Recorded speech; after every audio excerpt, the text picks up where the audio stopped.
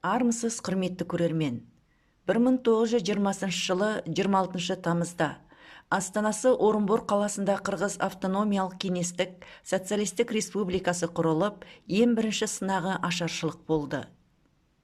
Ол 1921-1922 жылдары Еділ бойы мен Қырғыз автономиясында басталды. 1921 жылдың күзіне қарай бүкіл елде 20 миллионға жуық адам аштыққа ұшырады. 20-шы, 32-33 жылдар аралығында қасақана ұйымдастырылған жасанды зауалдан әсіресе қазақ халқы қатты зардап шекті. Бұл тарихи оқиға қазақ ақын жазушыларының назарынан тыс қалмады. Сондай нәубет жылдар туралы жазылған шығармалардың бірі Бейімбет Майлиннің Күлпәш әңгімесі.